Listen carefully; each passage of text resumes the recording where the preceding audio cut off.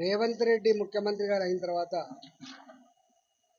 హైడ్రా చట్టం తెచ్చి పేద ప్రజల రైతుల ఉసురు పోసుకున్నటువంటి ఆ భయం ఇంకా తొలగిపోలే. తూకముడిచినటువంటి హైడ్రా ప్రజల ఆక్రందనలకు, ఆవేదనకి, దుఃఖానికి భయపడ్డ రేవంత్ రెడ్డి దొడ్డిదారుణ మరో పిచ్చి పని చేస్తున్నారు. హైడ్రాను రద్దు చేయకుండా హైడ్రా ముసుగులో మళ్ళా పిచ్చి పని చేస్తున్నారు.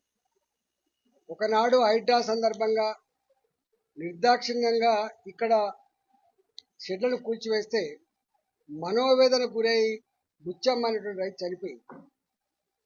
దాని తర్వాత ఈ ప్రాంత రైతాంగం అంతా కూడా ఊపిరి పీల్చుకున్నారు, అయిపోయింది అనుకున్నారు. మళ్ళీ ఈ మధ్యలో ఒక 10 రోజుల క్రితం నుంచి నల్ల చెరువు విస్తీర్ణం 19 ఎకరాల పైచిలుకు, 20 ఎకరాల లోపు 19 ఎకరాల పైచిలుకు. అలా ప్రభుత్వ పరంగా ఉన్న భూమి కేవలం 7 ఎకరాల 36 గుంటలు మాత్రమే. మిగతాదంతా కూడా రైతులకు సంబంధించిన వందల సంవత్సరాలుగా రైతులకు సంబంధించిన పట్టా భూములు. వాళ్ళు తేలినప్పుడు ఒక పంట పండించుకుంటారు, 2 పంటలు కూడా పండించుకుంటారు.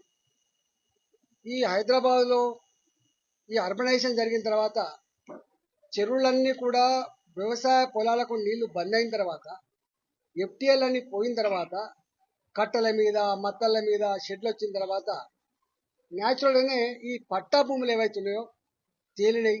వాటిని మట్టి నింపుకున్నారు, మంచి షెడ్లు వేసుకొని వాడుకుంటా ఉన్నారు.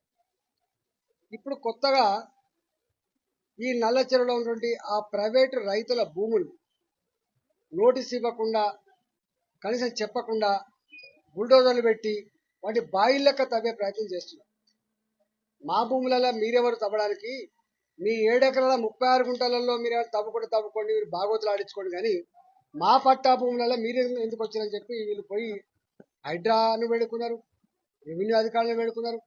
ఎక్కడి నుంచి సమాధానం రాకపోతే చివరికి న్యాయం జరగాల్సింది కోర్టులో కాబట్టి హైకోర్టు మెట్లెక్కింది.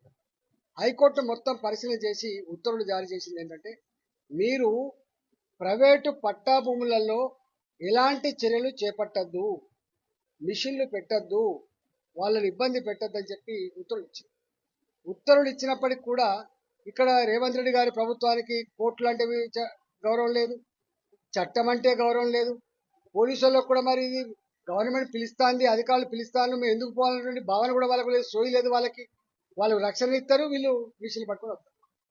మరి నిన్న కూడా అంటే హైకోర్టు ఉత్తర్వులు ఉన్నప్పటికీ కూడా నిన్న ఇక్కడ అధికారులు మిషన్లు పెట్టి ప్రైవేటు పట్టా భూములలో మట్టిని తీస్తూ ఉంటే